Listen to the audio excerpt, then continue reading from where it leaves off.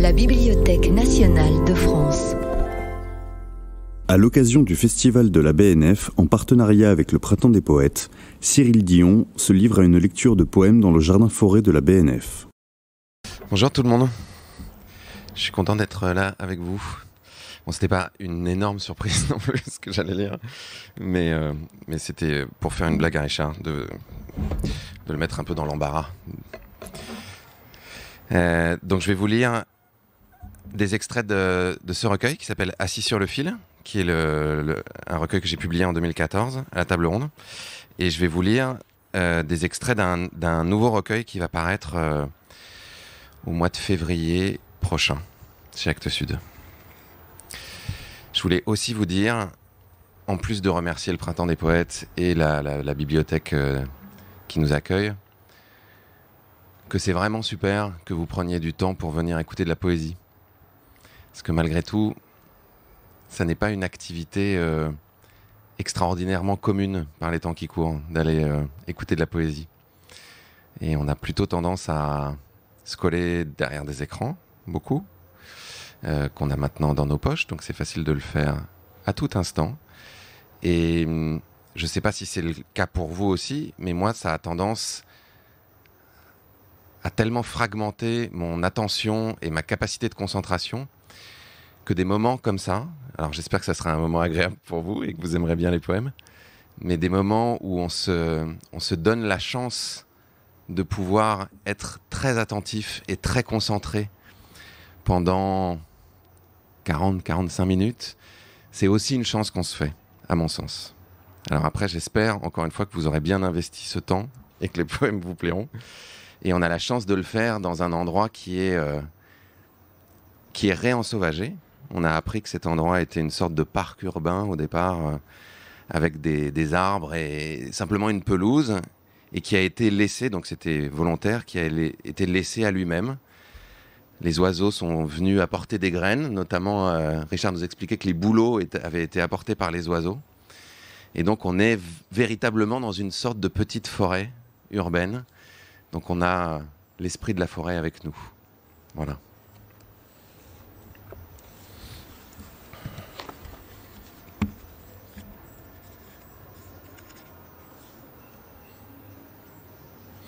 Ouais, je suis en train d'hésiter, mais je vais commencer par celui-là.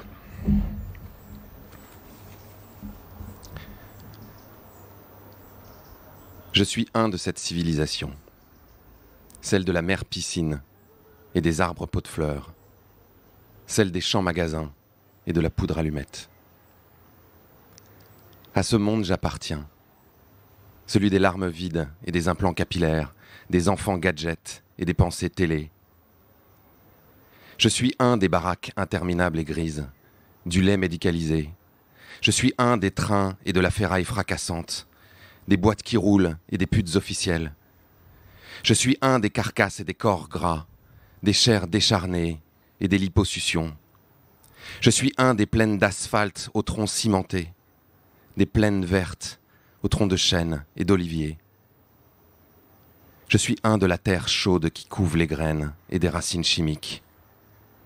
Je suis un des baiseurs d'enfants, je suis un des seins ascètes, je suis un des poches gastriques et des ballons d'alcool, je suis un des miséreux, je suis un des carnes de soie et de satin, je suis un des vieilles au foulard noir, je suis un du frisson de froid, de faim et d'émotion. Je suis un de l'autre versant des neiges. Je suis un de tous et d'aucuns, comme une gangrène, de ceux qui me peuplent comme un oracle, de ceux que j'embrasse et que je représente, moi, qui ne suis que moi seul.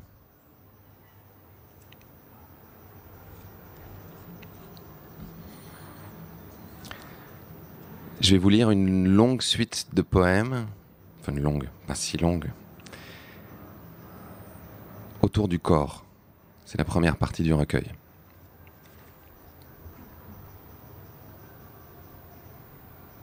Corps, chant délicieux et argenté, signe protubérant que l'on peut aimer être un corps. Je suis un corps. Corps juvénile. Mes mains sont petites et fines. Il est aisé de voir qu'elles n'ont jamais tenu de pelle, de charrue, de couteau. Elles sont simplement blanches et fragiles, comme si leur existence se réduisait à écrire et à penser. Mes bras sont menus, indolents de ne pas être abîmés par l'effort. Mon torse est mince, devancé par les rebonds de mon ventre, surmonté des os de ma poitrine. Mes jambes seules semblent retenir la force timide de la nature et des kilomètres. Couché, je ne suis que présence vibrante, hésitant à jamais me relever. Corps né d'un corps. Il faut te suivre, luisante et fraîche, s'abreuver de ton lait, perdre sereinement tout courage et saigner sous le poids de tes mamelles. Mère.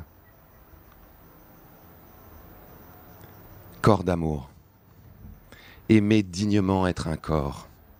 Sur chaque pore, penser, de ses paumes, de ses doigts, rythmer le sexe et le séant, penser, orteils et cou, oreilles et genoux, tenir les morceaux de soi-même, penser chevilles et cuisses, ventre, nez, formes et irrégularités, penser debout, assis, à genoux, poitrine et cœur, bouche, lèvres pincées, penser le mépris, l'odieuse brutalité, le viol, penser encore, sentir le mou, le dur, le mauvais, redevenir simple, crier, exulter le passé, ne laisser que la chair régénérée, offerte à d'autres mains, à d'autres langues, à d'autres sexes, choisi, amoureux, indompté.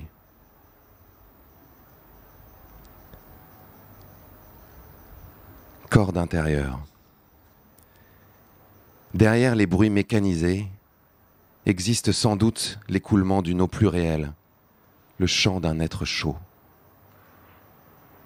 En se relâchant, mon corps sécherait, s'ouvrirait en deux, libérant ses isthmes. Corps d'extérieur. Les chants à tue-tête, légion superbe, la tête nue, les yeux frappés de lumière et les cœurs encore que l'on tiendrait à main pleine. Les chants ici, les chants à foison, mes jambes lancées comme on dévore l'horizon, mon visage baigné des cajoleries de l'aurore.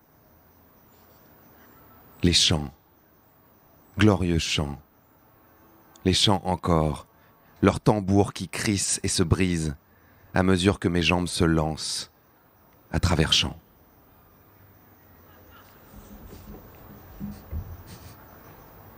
Corps sauvage. Non, corps médiatique, on va faire plutôt. Je suis celui que je ne vois pas. Barque sur le courant, naviguant à vue. Perche dressée, tâchant de retenir le flux insensé. La caresse élémentaire qui rassérénerait ma peau. Coussin sucré et bouche pleine. Engourdissement parfumé derrière les vitres épaisses. Sens amoindris qui ne peuvent caresser les écrans qu'ils parcourent, pénétrer les corps, embrasser les sexes. Ciment amer qui délimite les frontières entre moi et moi. Curieuse sensation de ne plus connaître le simple goût des fruits. Rire salvateur qui domine tout, éclipse tout, ignorant les tours et la peur, rugissant aux cimes des forêts. Corps d'apparat. Lisse et parfumé, là de n'être plus rien que l'apparence élémentaire. Corps secret. Cruchon d'argile, il est un secret que je déposerai en ton sein, s'écoulant sur ton eau noire, paroi contre paroi. Couche de soie, caresses qui te furent destinées. Pour quels yeux? Pour quels yeux ces ombres tachetées qui courent encore toutes droites dans l'esprit de l'enfant?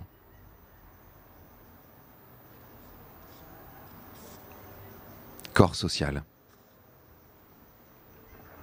À l'heure de l'éloi, Nous cheminons dans le matin clair, vibrons de nos chairs molles, tout entiers pénétrés par les artères et le givre, les rêves d'amirauté. Car seuls nous ne serions plus, désossés, mis à bas de nos forces motrices. Allumez les astres, dieux inconnus, révélez les courbures de nos corps, leurs images tortueuses et leurs peaux de soie. Érigez les flambeaux terrestres, les signes faits au limbe, dressés aux portes des abris. Riantes fenêtres, qui abritez la tendresse des enfants, ouvrez-vous, soyez le passage qui nous conduira. Corps de nature. Chaque matin renouvelé, noyé de lumière sur les chemins de grappes, de ronces, d'orties, la tête ouverte, désenflée. Seul parmi les humains en nombre et libéré de tous.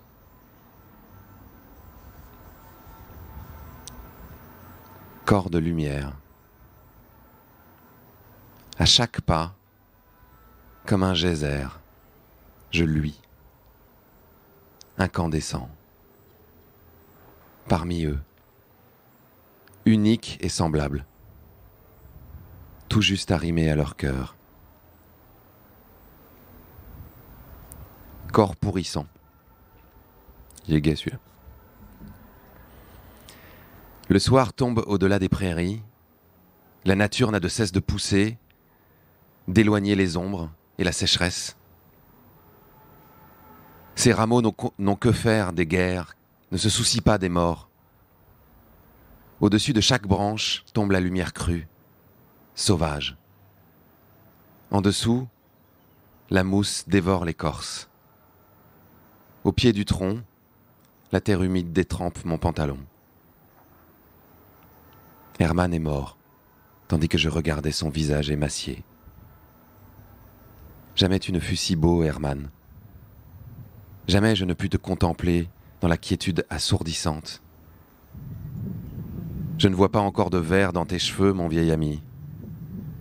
Mais je sais que dans un instant, ils viendront.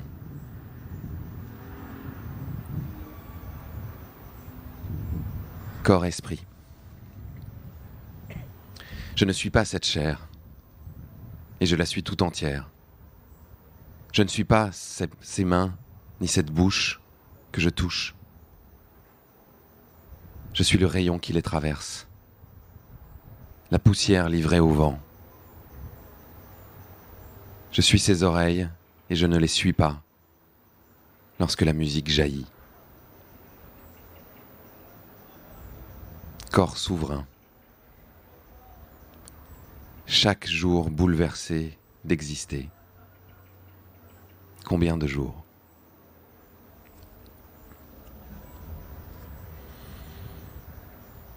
Ce livre-là, en fait, c'est le premier livre que j'ai publié. Donc c'était en 2014, alors que j'écrivais de la poésie depuis que j'ai 17 ans, que j'ai collectionné une pochette sans doute 2 fois plus grosse que celle-là de lettres de refus d'éditeur, et que je pensais que ça arriverait jamais, finalement.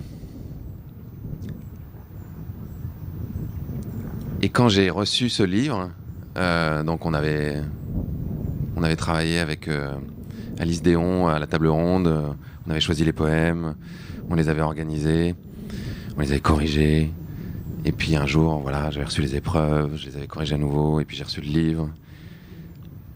Et c'était une sorte d'aboutissement pour moi, c'était quelque chose d'extraordinaire. Enfin, ça faisait... En 2014, j'avais 36 ans, donc ça faisait quasiment 20 ans que je rêvais de ça. Et donc, des livres sont arrivés chez moi, dans un carton. Je me suis assis dans un fauteuil, et je regardais le livre comme ça, et ma femme est rentrée, donc elle pensait me trouver un peu extatique. Et en fait, j'avais une sorte d'air décomposé en regardant le livre. Et elle me dit, mais t'es content ? Et je lui ai dit, je ne peux plus corriger. C'était la seule chose que j'arrivais à avoir en tête, c'est que je n'allais plus jamais pouvoir corriger ces poèmes. une fois qu'ils allaient être imprimés et qu'ils allaient m'échapper et être aux personnes qui les liraient. Voilà. Depuis, j'essaie de me faire une raison. Je vais vous lire une autre suite de poèmes dans la deuxième partie qui s'appelle « Le jour ». En fait, j'ai essayé de reconstituer une journée dans la modernité, dans le monde moderne, tel qu'on nous l'a promis, avec toutes ces merveilles technologiques, en une sorte de long poème. Voilà.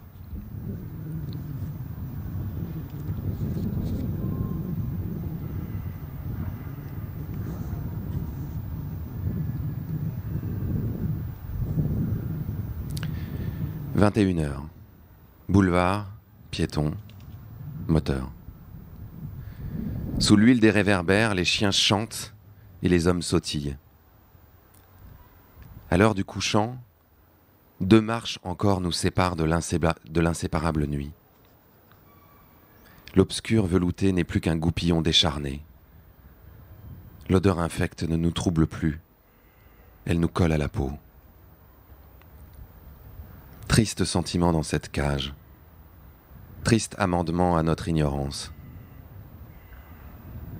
Certains diraient que le doucereux servage n'est que le fruit de notre assentiment. 21h30. Ciel. Retour à la lune et aux contemplations. Je me souviens du soleil qui frappait doucement les blés. 23h. Couché. Affranchi des parois claires et au contact des roches noires, de leur rugosité, prêt à plonger dans l'eau glacée, libre de l'excitation interminable et des spasmes urbains, riche de la solitude et du dépouillement. La marée seule pourrait expliquer l'insatiable migrant que je suis. 6h. Aube chantée. Ragaillardi, sur le fourré moins vaste et près de l'espace nu. Chant retrouvé. 6h02. Perle gagnée au sommeil, lorsque la garde de l'étau s'est effacée. Parole sans surveillance. 6h30. Fenêtre. Construit sur une pente d'argile, aveugle à notre propre mécanique, chacun de nos pas ajoutant au péril et à l'inconnu, enveloppé de strates, fabuleuses strates, prisonnier des ancestrales pensées qui pourraient provoquer la mort, qu'il est curieux que nous soyons ainsi. 6h40. Communier à ce monde est tout ce que je désire, dans l'étreinte fangeuse comme dans l'étreinte bénie. 7h30. Métro, peuple souterrain. Que chercher parmi les lignes parallèles et les voies enrouées de travail? Le salut n'est-il pas dans les feuilles vertes et l'instantané de l'amour? Le sol aride n'accueille-t-il pas la tige grasse? 7h40, métro. Sommes sur la ligne mouvante qui nous conduit à la ville. Tentation de l'espace qui s'étend en contrebas et dont les pans s'offrent à nos yeux bleus de sommeil. Espoir déçu d'une existence qui promettait l'insensé. Confuse gravité qui ne trouve d'autre voie que cette banale résignation et cette présence morne. Épuisement programmé de nos cellules, micro-organismes usés de chagrin et de courses vaines. 8h. Des ressorts de la fatigue, comment sortirais-je? Du roulis de ce train dont il me faudrait sauter pour revivre sur la terre nue. Pourrais-je si bien me passer de l'enfer où je suis né et suivre les lois que connaissent les créatures? Ce risque indécis, celui-là même qui m'éloignerait de la foule de mes semblables, ferait-il de moi un homme? Va-et-vient de la foule entassée, éperdu d'altérité, de peau souple contre ma peau, mes mains contre mon ventre, contre mes cuisses, contre mes bras, sont déjà l'altérité.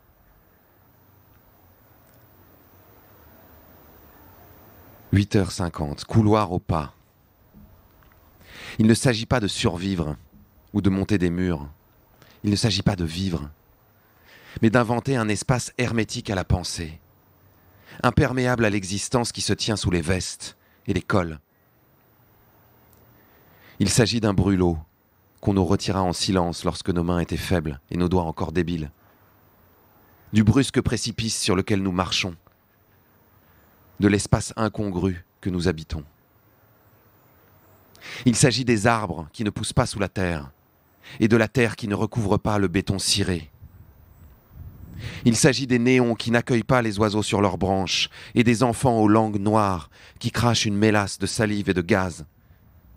Il s'agit d'un trou où les fûts s'empilent, où les hectolitres sont pissés. Il s'agit d'oublier un instant ce train et d'arrêter la machine que nul ne peut plus arrêter. Il s'agit d'imaginer une vie que nous pourrions imaginer.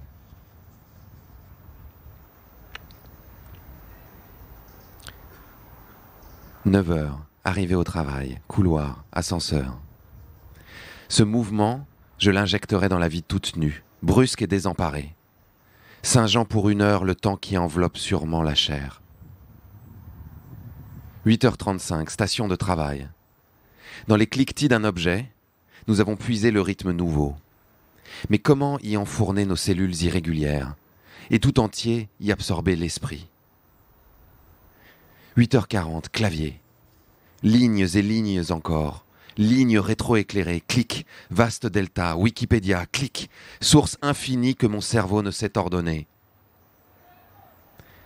Cette feuille-là est ferme, tout contre ma main. 8h47, armoire métallique. Cette pièce n'est pas une cage. Ce bruit n'est pas un cliquetis. Cette main n'est pas arrimée. Ce cœur n'est pas contraint. Quelque part en moi repose le souffle puissant. 9h15, photocopie, supérieure, hiérarchie. Qu'il est assommant d'être libre et vacant, lavé de nos terres et de nos brillances. Qu'il est incertain d'être roi, quand l'homme du vacarme et des plaines doit être libéré.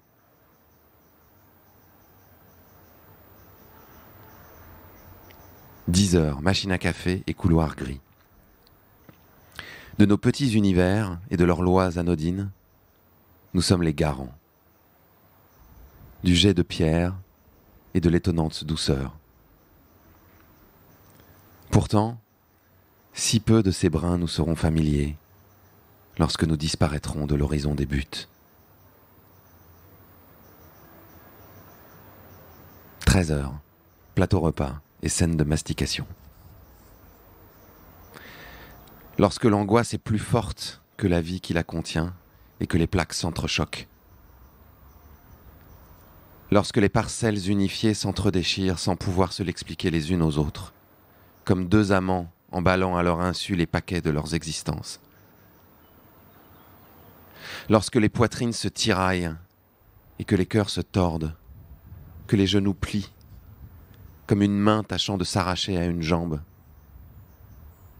comme une poule refusant d'accoucher de son œuf. Lorsque je suis à nouveau tremblant et que les larmes affleurent sans cesse, comme pour signifier l'émerveillement. Lorsque ma peau délimite à gros traits un territoire ignoré, que de longues minutes ne suffisent à parcourir. Lorsque l'espace que je contiens est aussi vaste que l'espace qui me contient. lorsque la solitude n'est plus un fardeau, mais une grâce à partager sans mesure.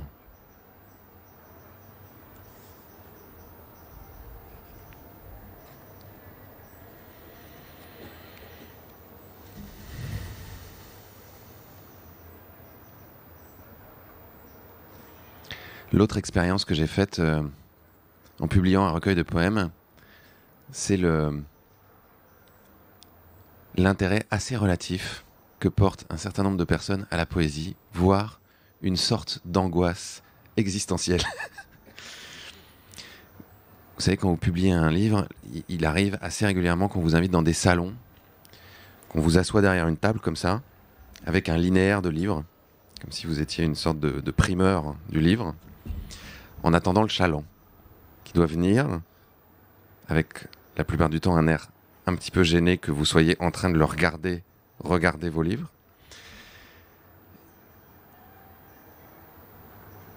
Et que cette personne décide ou non de vous l'acheter. Et il se trouve que je me suis retrouvé dans un festival où j'avais uniquement ce livre de poèmes, et on m'a collé à côté de François Morel,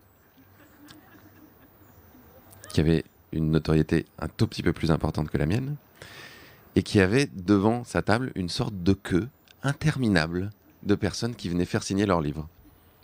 Évidemment, il n'y avait absolument personne devant ma table. Et donc, de temps en temps, les gens qui étaient dans la queue, qui s'ennuyaient un peu, jetaient un coup d'œil, en se disant, bon, qu'est-ce qu'il fait celui-là, c'est quoi? Et qui regardaient, et puis parfois ils prenaient le livre comme ça, et je leur disais c'est de la poésie, ils faisaient ah. Tout ça pour vous dire que je suis extrêmement heureux que vous n'ayez pas peur de la poésie aujourd'hui.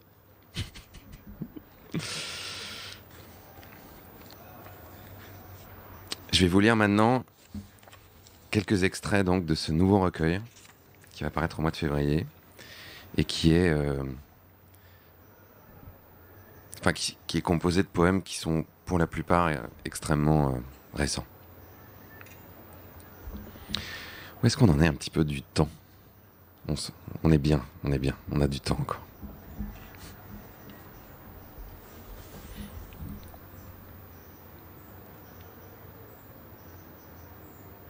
Éperdu de satin, habillé de harde et d'orfèvrerie, émietté, consumé.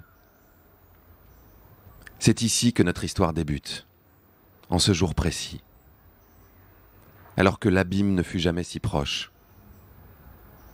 Basculé sur un coussin de soie, les yeux hagards et le ventre gras, entouré des millions d'enfants d'Afrique, des paysans des steppes, des Indiens des forêts, des employés d'entreprise, de la souffrance étrangère et de l'inavouable communauté de destin qui les réunit.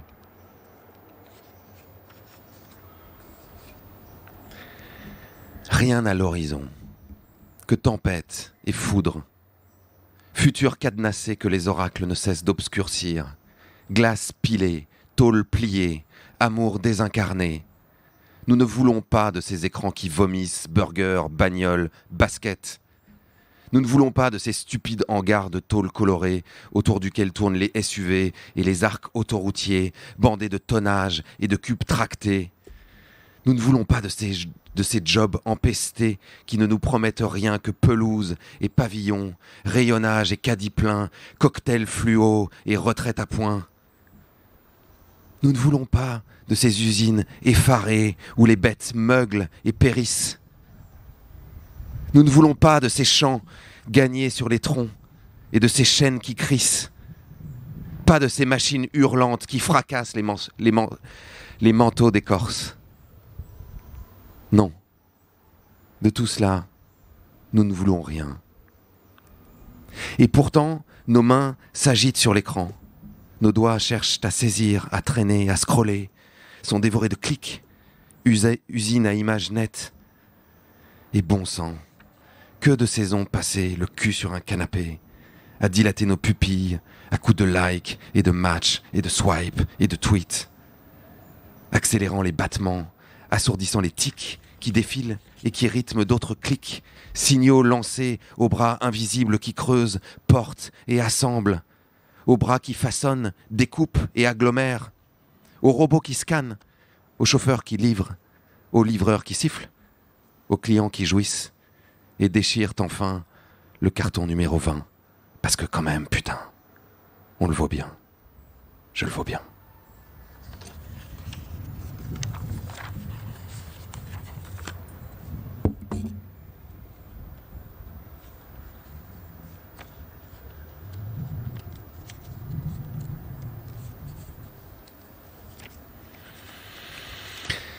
Plus de terre, de chevaux, de héros, plus de chevaliers.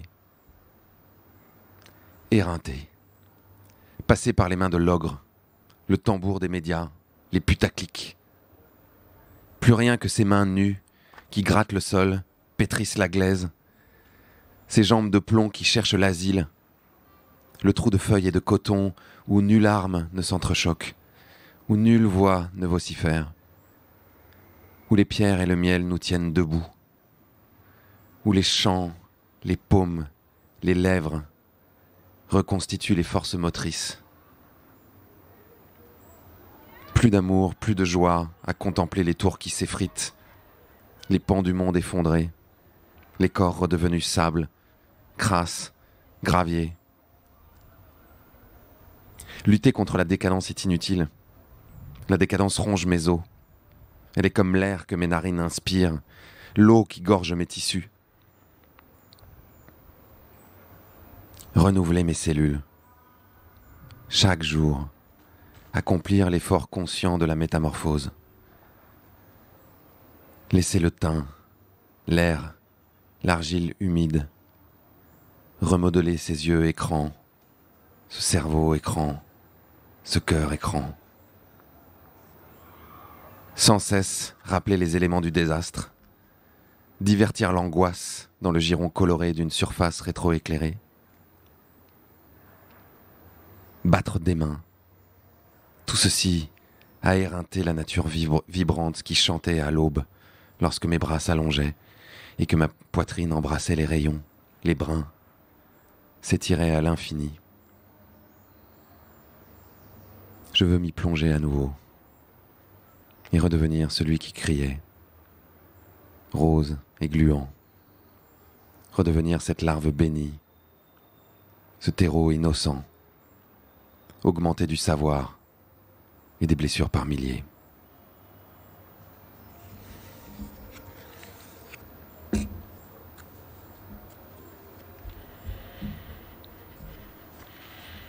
Je parle au jeune homme qui repose au tréfonds, badigeonné de limon, à celui qui tire, tient et retient le bonheur. Je parle à celui qui respire le parfum imaginaire, caché au cœur de tes cuisses. Je parle au désir né de la douleur, à la frustration d'être né, d'avoir battu les amours vertes et la peau de lait. Je parle aux rires éteints, aux rêves insatiables, au pied des chaises lourdes. Je parle à celui qui me susurre sans cesse un amour sans objet, aux 1000 objets obsédants. Je parle à la voix chargée de voiles, à la saveur ancienne des ruelles noires, aux terres et au vent, à la voix qui m'échevèle, mais ne m'apaise pas. Je parle au bruit convoqué du passé, aux chairs chaudes et accueillantes, aux attaches brumeuses, à l'horizon chargé de sel, aux fantômes bien vivants. Je parle à l'exaltation de ma peine, à la force créatrice née de la plaie, de la crainte et de la nostalgie. Je parle tandis que ma voix voudrait chanter. Je pleure, je susurre à celui qui s'en va, à celui que je quitte aujourd'hui, le premier jour de ma vie.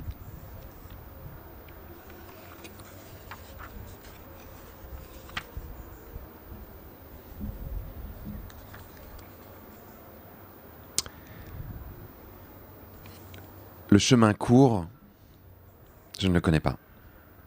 Je ne connais que l'excédent de terre, la lune, l'étreinte ratée, le tas de pierres que l'on monte, les mains ensanglantées, et l'horizon, toujours à l'horizon. Le chemin droit, je ne le connais pas. Je ne connais que les lacets, les cul-de-sac, la fin du jour à genoux, la langue sèche. Je ne connais que les artifices, les oripeaux qu'on abat, un à un. Le chemin plat, je ne le connais pas. Je ne connais que les toboggans, les vertiges, le souffle étranglé, les pentes adroites à soulever les peines, à creuser les torrents, les creux où l'on s'enfonce, les sommets où s'étourdir. Je ne connais que l'effort. Le chemin noir, je ne le connais pas. Je ne connais que les lueurs, les faibles éclats, l'étoile lointaine, la lumière qui aveugle, inonde, le soleil brûlant. Je ne connais que le feu qui s'échine, faiblit, meurt et renaît.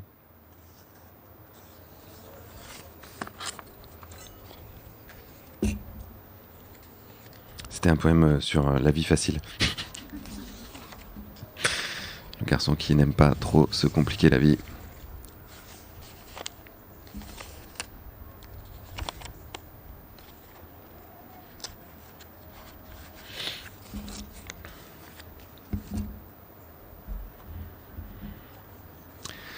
Ah, ça, c'est un poème sur... Je vais juste dire que c'est un poème qui n'est pas beaucoup d'actualité en ce moment, mais qui va sans doute le redevenir très vite. Ville-musée, monde-musée, musée à ciel ouvert, musée qu'il faut parcourir à chaque temps de vacances, musée qu'on paye, musée qu'on oublie, musée mur et musée fenêtre, musée clochard qui pue, musée vitrine, musée église et musée gare, ferme musée et animaux de croisière, route musée, musée camp, musée bidonville, musée taudis, où les humains s'entassent, où la merde est exotique et fraîche. Musée château et musée pont, musée galerie, musée bouffe, musée boutique et boutique musée, boutique à ciel ouvert, boutique éventrée, gare boutique, boutique aéroport et boutique train, ballotté, enivré, la queue à l'air, la main sur le portefeuille, boutique avion et boutique route, boutique parc et boutique mur, là où s'échouent les pas, boutique iPhone, boutique magazine, boutique télé, clic, boutique écran, où traînent les pensées, où trônent les fragments, boutique, boutique, boutique, musée, musée, musée, pub, pub, pub, corps pub et mur pub, pub pensée et pub choix, pub roulante et pub accrochée, pub qui jaillit d'un clic, pub impensée, pub ingérée, pub intégrée, pub qu'il faudrait inventer, publicité.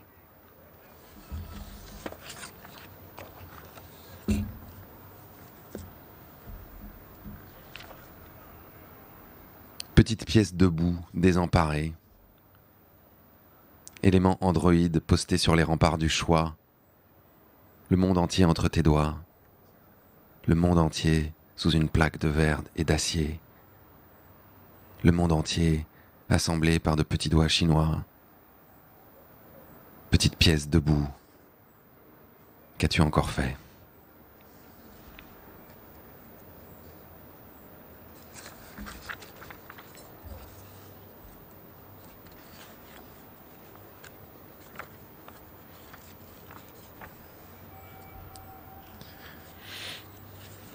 Excusez-moi, j'ai pas beaucoup rangé.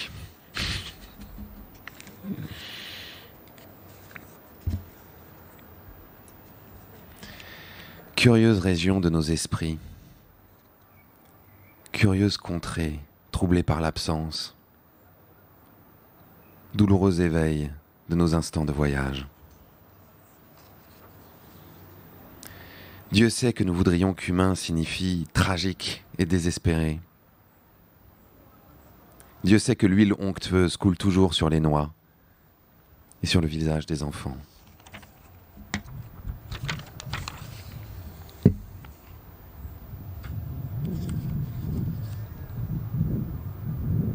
Ma colère n'a plus de limite.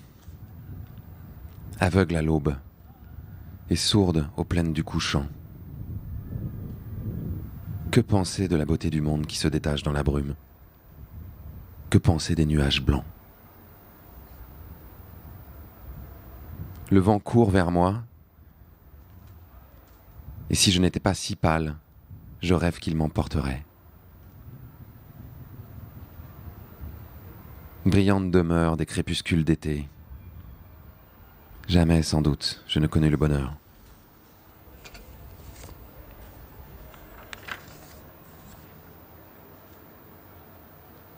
Oh, la faiblesse des corps lorsqu'un certain mal les ronge. Oh, la fragilité de la vie que nous n'avions pas vue au temps de la puissance. Oh, l'heure tardive qui ne permet plus de pleurer. La brûlante tâche que de savoir mourir en paix.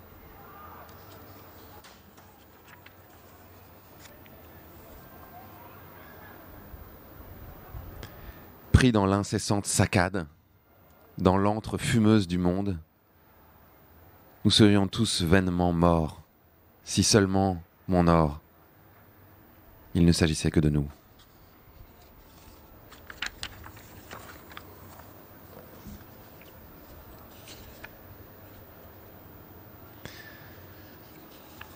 Nos os étaient courts et tout aussi solides que les autres. Nos chairs étaient fraîches, innocentes du bonheur comme de la souffrance. Notre vieux monde était là, rien qui ne puisse le bouleverser, mais rien qui ne soit véritablement impossible. La terre de nos ancêtres tremblait sous nos bottes. Elle gémissait. Nous ne savions qu'en dire jadis. Et nous n'en savons guère plus.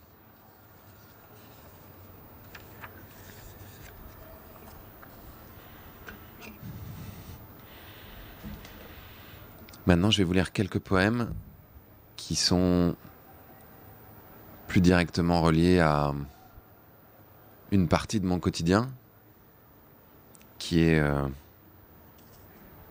si vous n'êtes pas arrivé ici par hasard et que vous savez quand même qui je suis et ce que je fais un petit peu plutôt lié à la question écologique, souvent, et qui est quelque chose que j'ai toujours un peu rechigné à aborder sous l'angle poétique pour pas faire des espèces de poèmes à thèse terribles. Et en même temps, c'est extrêmement difficile d'être traversé par des émotions aussi fortes que celles qui nous traversent, confrontés à la possibilité de voir cette planète devenir en partie inhabitable, de voir des espèces disparaître à une vitesse effrénée, sans chercher aussi une forme d'exutoire ou de réconfort ou de canal d'expression à travers la poésie pour ne pas devenir fou parfois.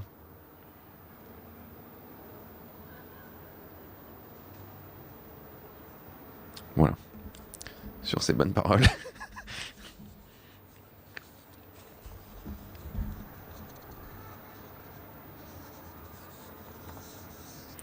Alors nous y voilà. Le plus grand défi de tous les temps. Qui pour mobiliser le courage? Qui pour réchauffer la peur bleue? Qui pour éventer les mensonges et ranimer le souffle? Nous ne voulons plus de promesses. Nous voulons la parole.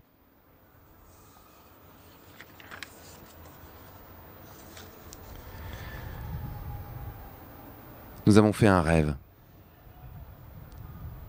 Le monde n'était plus nôtre, n'était plus terreur et meurtre, n'était plus champ de bataille. le monde était monde. À nouveau. Les arbres majestueux, les enfants sereins, le chant des bêtes qui s'ébrouent. Nous pouvions toucher cela, caresser sans crainte, allonger nos corps meurtris dans l'herbe claire. Plus de chars pour abattre les forêts, plus de gaz pour asphyxier les mers, plus de promesses lancées en vain, un couteau entre les dents. Des larmes versées refleurissaient les champs. Des luttes s'écroulaient les tours. Nos doigts s'enlaçaient. Nous avons fait un rêve. Nous ne pourrissions plus derrière des écrans ludiques et colorés. Nous ne vomissions plus l'abject collier. Nous ne vendions plus nos bras, nos cerveaux, à la promesse du repos, du divertissement, des supermarchés. Nul fouet à l'aube ne nous faisait nous dresser. Nous étions libres. Enfin. Oh.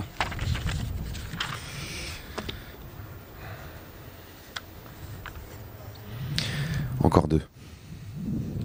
Oh.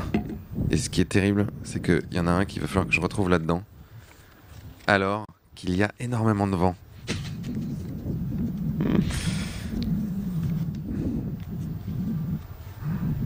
Et en même temps, je ne sais pas si ça vous plaît aussi, quand j'écoutais Marie tout à l'heure, à 14h30, je ne sais pas si vous étiez là aussi, lire ses poèmes, j'entendais le bruit du vent dans le micro. Et je trouve que c'est extrêmement beau.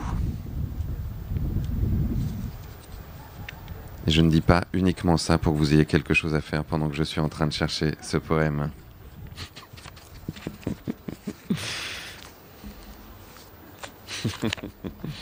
Que je ne trouve absolument pas.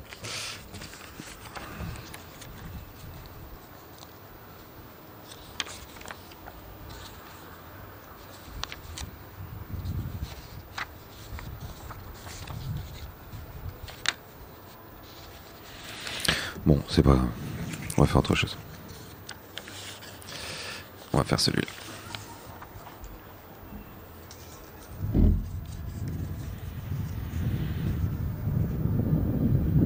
Ça, c'est un poème qui est inspiré par une parole extrêmement belle des Indiens Hopi qu'on m'a rapporté un jour et qui, pour parler de la question écologique et de la question de est-ce que nous sommes encore capables de sauver ce qui doit être sauvé, on dit, a priori à des Occidentaux, nous sommes ceux que nous attendions.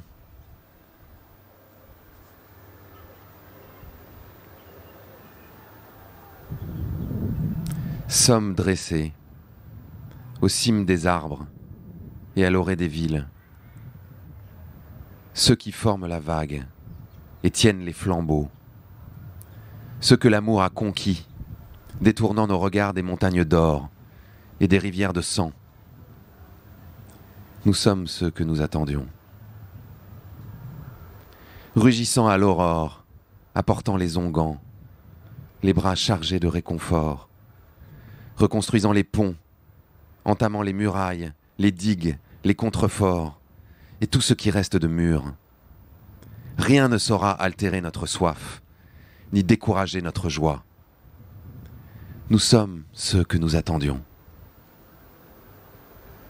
Alors que les tours se déchirent et que les barques se noient, nos mains par millions plantent et sèment, nos mains accrochées aux mains, nos cœurs arrimés au cœur. Nous sommes là, ensemble. Nous sommes ce que nous attendions. Je vous remercie beaucoup.